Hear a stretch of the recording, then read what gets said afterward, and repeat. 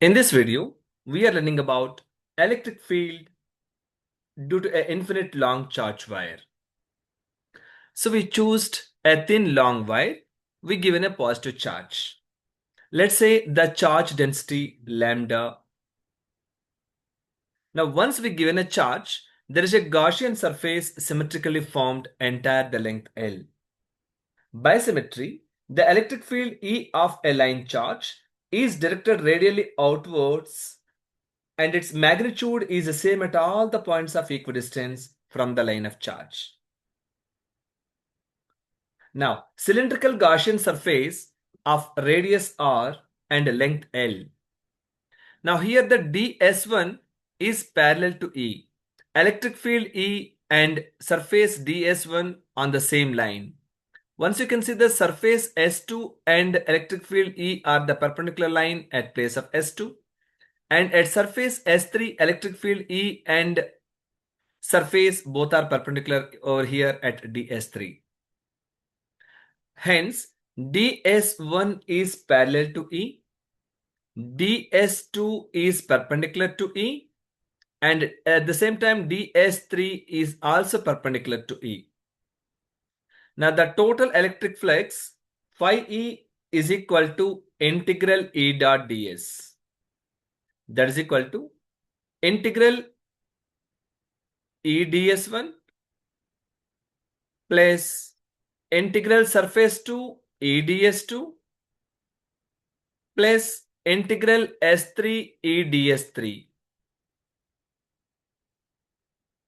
So that is equal to, as you know that E dot ds is equal to E ds cos theta.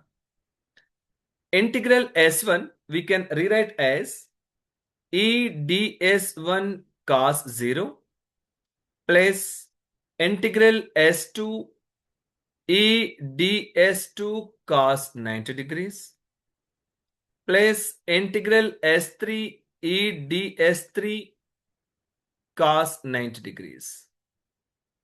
As you know that both are the perpendicular lines E ds1 and E ds2, E ds3. ds2, ds3 are the perpendicular lines. So that's the reason E ds2 cos 90 and E ds3 cos 90. So cos 90 value will be 0. These two terms will refer to 0. Initially, integral S1 E dot ds1 cos 0 value will be 1. Hence, E is a constant over here. We can rewrite as E into integral S into ds1. So integral ds is the surface area of this cylinder. So that is equal to E into surface area of the curve. Hence, phi E is equal to E into 2 pi RL.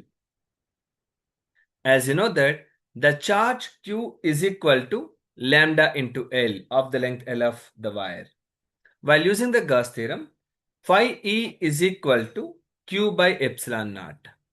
Phi E nothing but E into 2 pi RL is equal to, on the place of Q substitute lambda into L, lambda L by epsilon naught. So L will be cancelled over here. That implies E is equal to lambda by 2 pi epsilon naught into R. So this is electric field E on the thin wire.